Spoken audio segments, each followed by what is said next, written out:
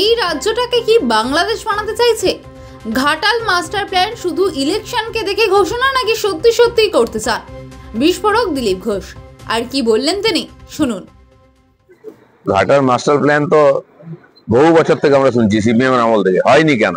মমতা ব্যানার্জি 14 বছর পার করে দিয়ে এখন বাজেটে টাকা দিচ্ছে। তবু সিরিয়াসলি করুন, কাজ শুরু করুন। ওখানকার মানুষ বহুদিন স্বপ্ন দেখছে, বারবার ওনার পার্টির এমএলএ এমপি জিতাচ্ছে। মানুষ সন্তুষ্ট নয় বলে গত বিধানসভায় আমাদের এমএলএ কে জিতিয়েছে ওখানে লোকেরা। তারপরে এখন কান খাড়া হয়ে গেছে। যা করছেন, যদি করতে চান সত্যি সত্যি করুন। কেন্দ্র সরকার সহযোগ করতে সেটাও নেননি। 500 কোটি টাকায় হবে না, 1500 কোটি টাকা লাগবে। কবে করবেন, কিভাবে করবেন, এটা খালি ইলেকশনকে দেখে করছেন না সত্যি সত্যি করতে চান, সেটা আমাদের করে দেখাতে হবে। বিজেপি মমতা ব্যানার্জি বলছে বিজেপি প্রচুর নাম ঢোকাচ্ছে নির্বাচন। ওনারও তো ওনাদের সরকার আছে, ওনাদের কর্মচারী আছে। বিজেপি নাম ঢোকায় কেটে দিন। আমরা বলতে চাই ওনারা বাংলাদেশের নাম ঢুকিয়েছেন, ভোটার লিস্টে নাম ঢুকাচ্ছেন, এখান থেকে আধার কার্ড করে দিচ্ছেন, সারা দেশে গিয়ে বোম পাঠাচ্ছে। এবং 62 লক্ষ রেশন কার্ড পশ্চিমবাংলায় ক্যান্সেল করেছে।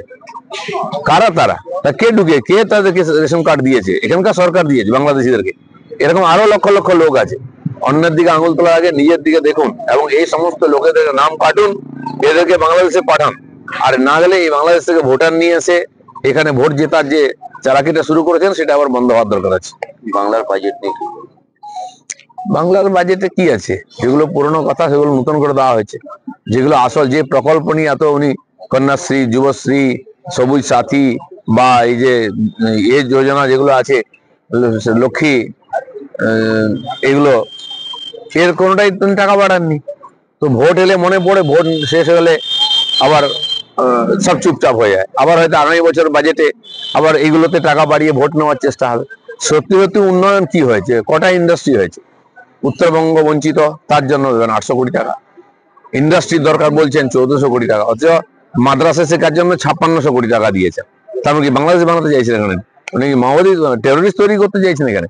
নাকি সরকারি স্কুল তুলে দিয়ে কেবল এখানে আর মাদ্রাসা শিক্ষা হবে? সেটা পরিষ্কার করুন।